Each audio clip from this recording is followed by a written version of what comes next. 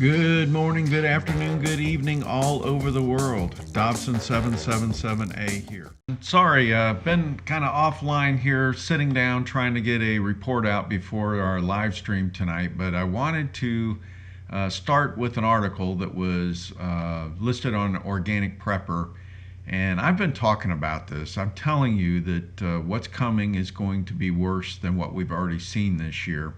And it has to do with the fact of how a lot of these businesses have been put under these totalitarian type restrictions on how they can operate their businesses. You think about how, like meatpacking plants, when they're processing chickens or whatever, that people used to be shoulder to shoulder with thousands of chickens coming through every day, and then they said, nope, can't do that. We got to have social distancing, which means now you can only have like 1 out of every 3 in a position.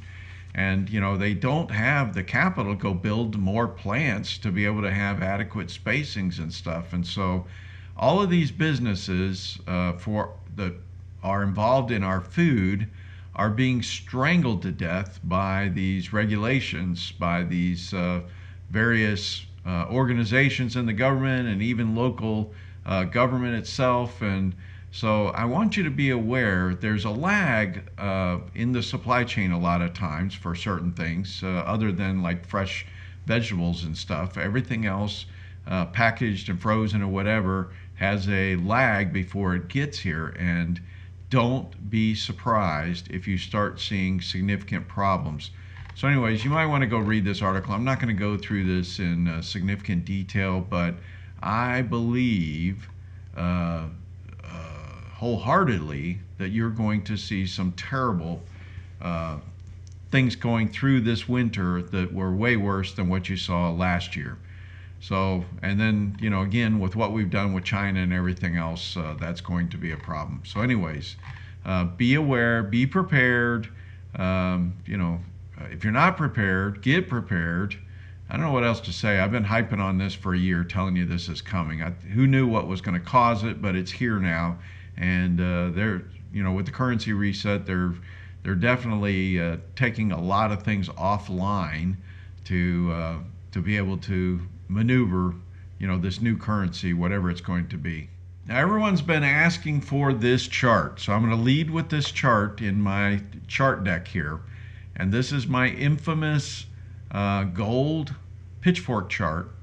And you can see where we had run kind of off the top here, and then now we ran below the purple. We actually were up here for quite a long time, and now we've come back right to the center line. Now, what does this mean? Are we going to come below this? I don't know, but this is the center line, and this puts us back on the projection for where we thought we would be by the end of the year. And let me see if I can give you that projection here. Let's say it's going to be 1957 was what the end of the year was on the center line of this chart. So that's December 28th right there. All right, so that's gold. Now here's the silver chart. Silver doesn't get like a pitchfork view, but you can see we were range bound for a long time during the same time period from 2016 to present. And you can see we broke out above here, and you can see we're down to a little less than $23, but you can see we were all the way up above 28 for a short period of time.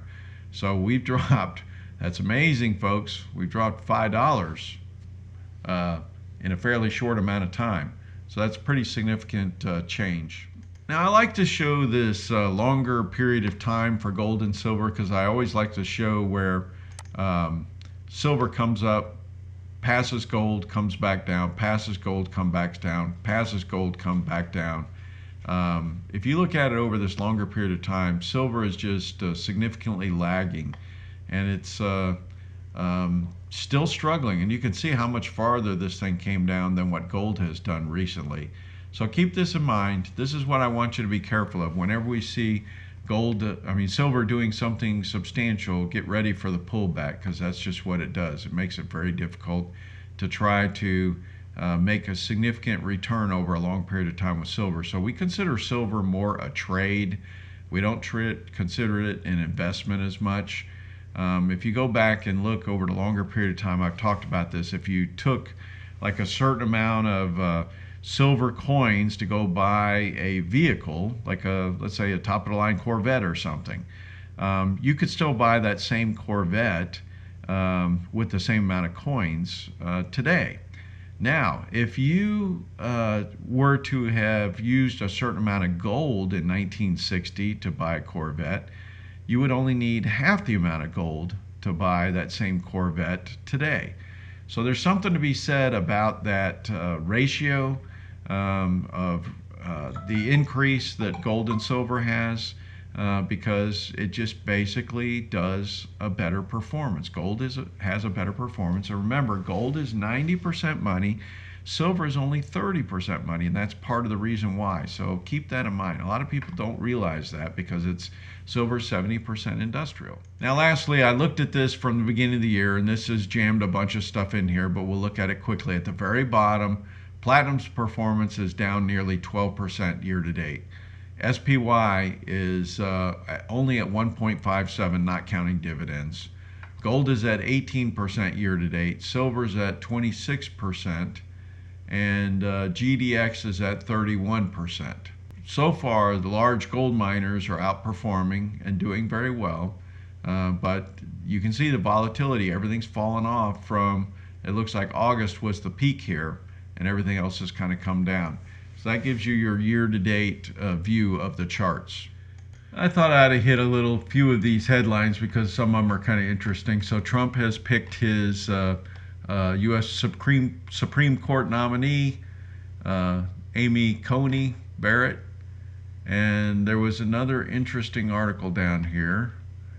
New Jersey State Legislature passes ban on paper bags, foam food containers, and plastic straws. Good God, California has moved from the West Coast to East Coast now. Can you believe that? And then we got John Legend is threatening to leave the country if Trump is reelected after buying a $17.5 million mansion this month. And we're still playing some games with these semiconductor companies, IC companies, trying to keep China from getting a hold of high technology that is potentially, can be used for their military. So he's still knocking down some of these manufacturers and trying to keep them from sending China high technology chips.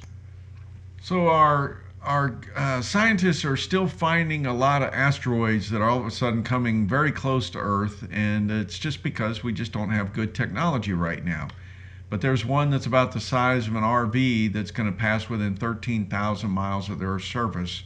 And our GPS satellites are like 20,000 miles, geosynchronous type orbit. So this is passing within many of our satellites. So I find that kind of interesting.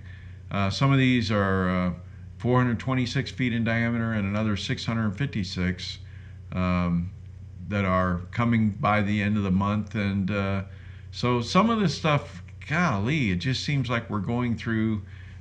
Some have suggested a much noisier part of the universe, but in fact it may be just that we're now being able to see things we hadn't been able to see before. Like I've heard people saying we're having a lot more earthquakes than we had ever had, when in fact what's happening is our equipment is getting better and better, and so we're actually detecting smaller things we hadn't been able to detect before.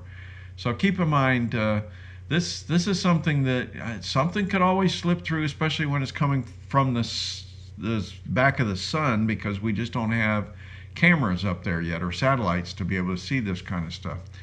All right, so I just want you to be aware this kind of stuff is happening. Let me go ahead and get this processed and out before the live stream, and I hope to see you there. I hope everybody's treating you well. I hope you're doing well. Do the best you can. God bless.